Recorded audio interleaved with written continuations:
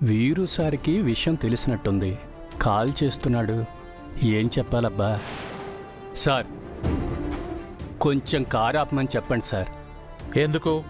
నాకు కొంచెం షుగర్ ఉంది, కొద్దిగా అర్జెంట్ సార్. పైడి సార్.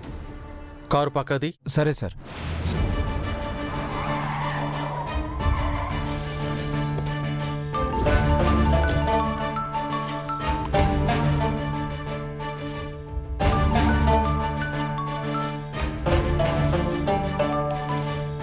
Hello sir. ఫోన్ తీయడానికి ఎంతసేపు ఏంటయ్యా?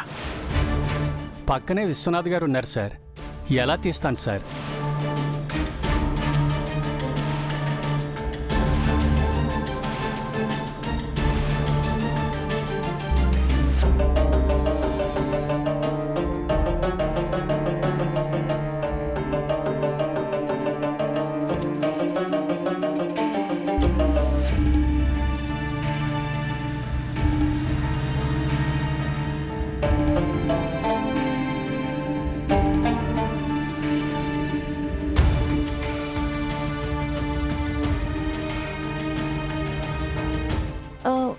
అన్నయ్య కనబడట్లేదు.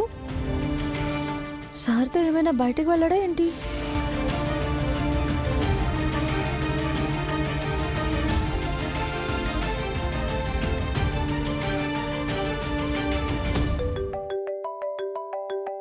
హలో, ఎక్కడికి వెళ్ళిపోయారు సార్?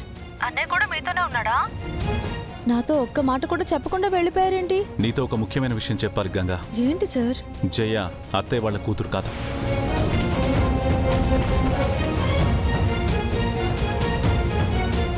ఏంటి సార్ మీరు అనేది? నేను రంగా ఇప్పుడే అనాథాశ్రమంలో ఎంక్వైరీ చేస్తే నిజం తెలిసింది.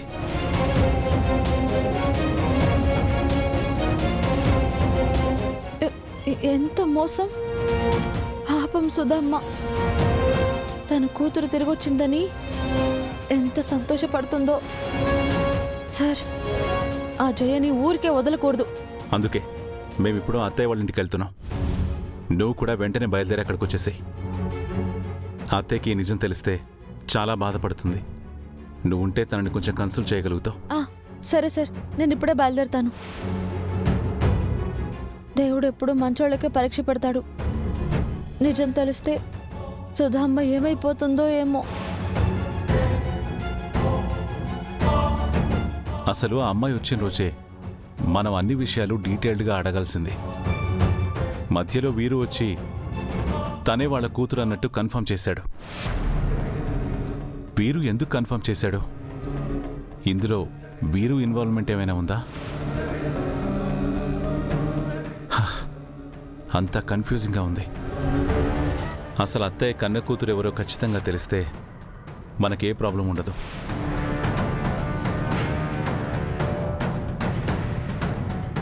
గంగయ్యాళ్ళ కూతురని చెప్పేస్తేనే మంచిది.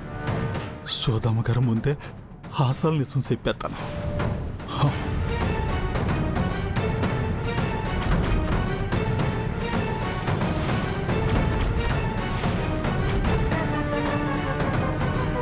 ఏంటిది?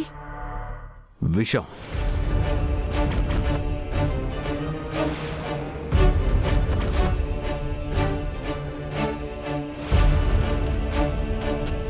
విషమా? నాకెందుకు ఇస్తున్నారు? కంగారు పడకు, ఇది పాయిజనస్ కాదు, జస్ట్ నార్మల్ టానిక్ లాంటిది. ఇది తాగేసి విషం తాగినట్లు నీ ప్రాణం పోతున్నట్లు డ్రామా క్రియేట్ చేయి.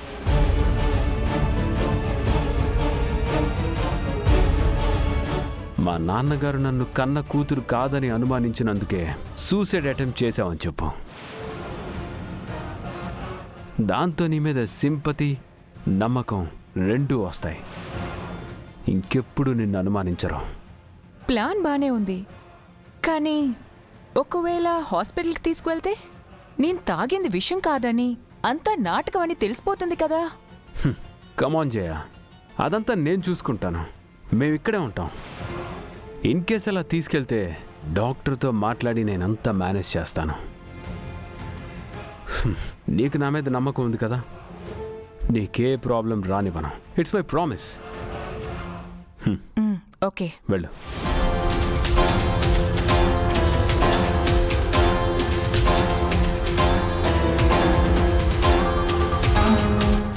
100% ఫేక్ డ్రామా. భలే ప్లాన్ చేసావు బ్రో. కానీ ఆ డ్రామా వర్కౌట్ అయ్యే వరకు మనం ఇక్కడే వెయిట్ చేయక తప్పదా? అక్కర్లేదు, నేను తీసుకొచ్చింది అసలైన విషయమే. ఏంటి బ్రో నువ్వు అనేది? అది తాగక చస్తే మనకి సంబంధించిన నిజం తనతోనే అంతమైపోతుంది.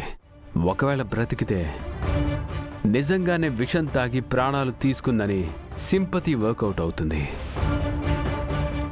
ఏం జరిగినా మన చేతికి మట్టి అంటదు. పాపం తను నమ్మింది బ్రో. కోర్స్, నమ్మితేనే కదా మనం చేయగలిగేది.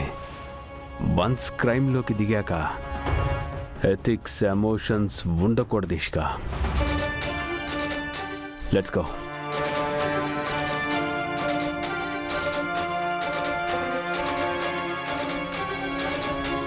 అమ్మో, బ్రోతో చాలా జాగ్రత్తగా ఉండాలి. రేపు నా పరిస్థితి కూడా ఇంతేనేమో. ఆస్తి నా చేతికొచ్చే వరకు సపోర్ట్ చేస్తున్నట్టే నటించి నా జాగ్రత్తలో నేను ఉండడం బెటర్. పాపం జయ, దేవుడే కాపాడాలి.